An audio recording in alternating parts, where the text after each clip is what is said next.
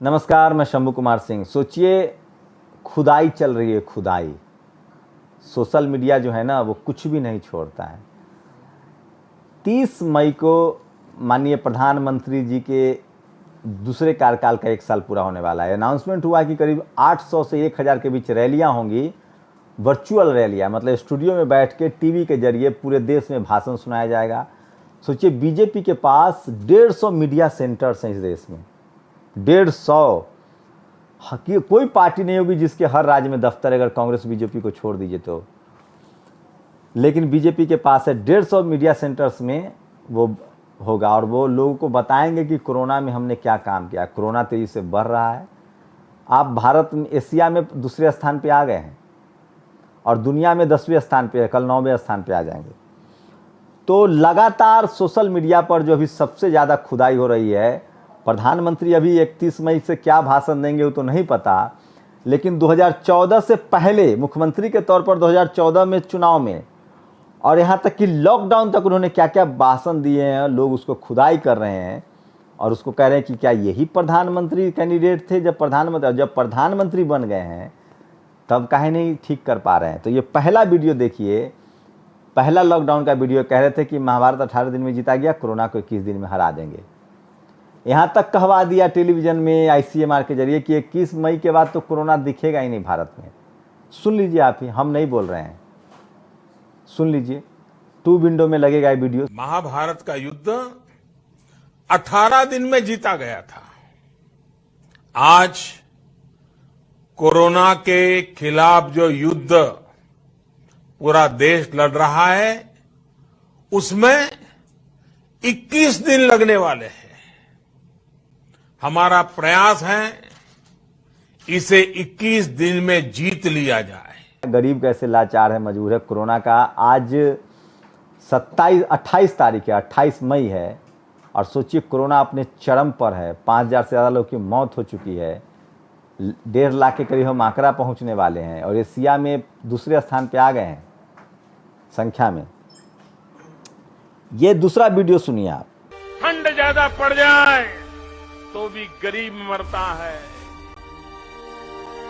धूप ज्यादा निकल जाए, गर्मी हो जाए तो भी गरीब मरता है, बीमारी फैल जाए तो भी गरीब मरता है।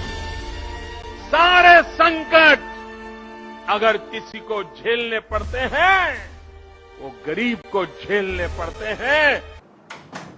कैसे मोदी जी कह रहे हैं कि गरीबों का कोई भी महामारी हो, मरता गरीब है। सच कह रहे हैं मोदी जी। लेकिन अब तो आप प्रधानमंत्री, जब आप ये बात जानते थे तो इसका ठीक कर देते। अब ये देखिए, ये किस तरह से मोदी जी का एक तीसरा भाषण देखिए। कहते थे कि मुझे अमीरों को गरीबों को अमीरों के बराबर सुविधा लाना है। ये भी वीडियो देख लीजिए। इस देश की जो सुविधाएं अमीरों को प्राप्त हैं, वो मेरे देश के गरीब को भी मिलनी चाहिए।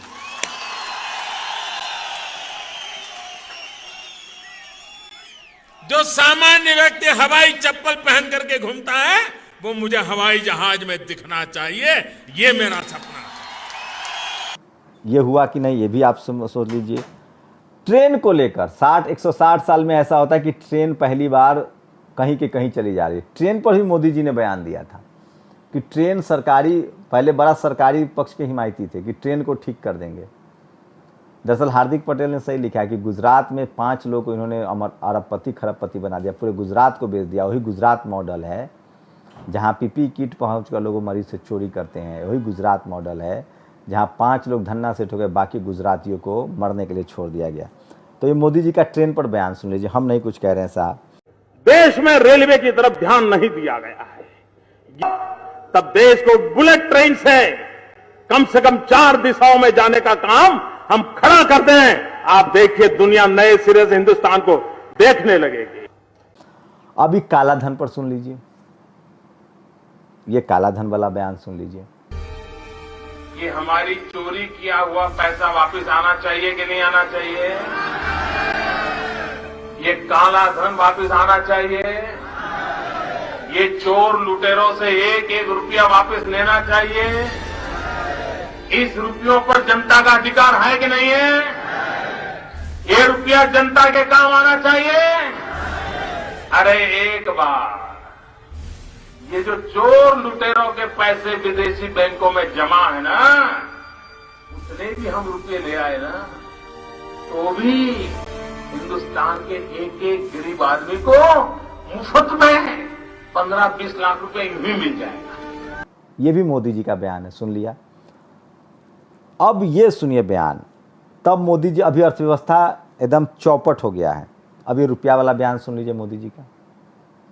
ये ऐसे नहीं होता मित्रों, मैं शासन में बैठा हूं, मुझे मालूम है इस प्रकार से रुपया इतनी तेजी से गिर नहीं सकता। अरे ये नेपाल का रुपया नहीं गिरता है, बांग्लादेश की करेंसी नहीं गिरती है, पाकिस्तान की करेंसी नहीं गिरती, श्रीलंका की करेंसी नहीं गिरती। क्या कारण है हिंदुस्तान का रुपया पतला होता जा रहा है?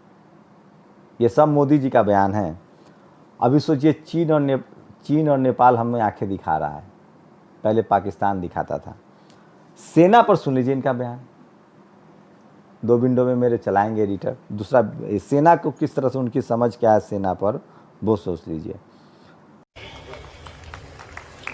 देखिए मित्रों, सेना में जो जवान होता है ये युद्ध की भूमि में मरने के लिए जाता है, इसलिए कि उसको तनख्वाह मिलती है। सेना में एक जवान जितना साहस करने का ताकत रखता है ना, उससे ज्यादा साहस करने का ताकत व्यापारी रखता है। सेना में एक जवान जितना साहस करने का ताकत रखता है ना, उससे ज्यादा साहस करने का ताकत व्यापारी रखता है।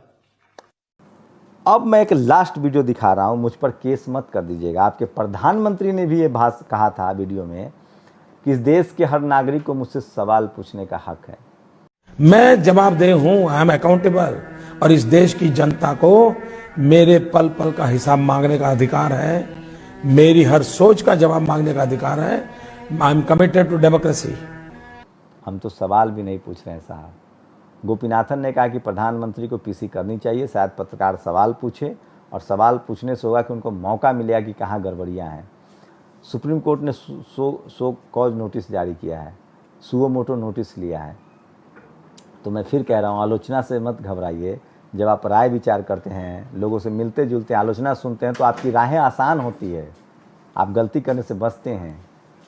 वो चेतन भगत इनके बड़े नंबर भक्त थे, उन्होंने भी यही कहा कि सुनते ही नहीं किसी की, और मुसलमान को निपटाने के चक्कर में देश ही निपटा दी। मैं थोड़ी कह रहा हूँ। तो ये तमाम भाषण थे जिसको मिट्टी से खुदाई करके लोग निकाल रहा है। प्रधानमंत्री जी कहाँ बचिएगा, इतिहास सबका लिखा जाता है, और अब तो सबके हाथ में कलम है, सब पत्रकार है, सब लिख रहा है। आप लोग की क्या प्रतिक्रिया है इन वीडियोज़ के बाद? अपनी प्रतिक्रिया जोड़ दीजिए, कमेंट जरूर कीजिए। शुक्रिया। नेशनल दस्तक की आपसे गुजारिश है कि अगर इसको बचाना चाहते हैं तो नेशनल दस्तक को सब्सक्राइब करने के लिए रेड कलर के सब्सक्राइब बटन को दबाएं, फिर बेल आइकन की घंटी दबाएं। नेशनल दस्तक को बचाने के लिए बहुत जरूरी है कि हर खबर को शेयर करें, लाइक करें, कमेंट जरूर करें।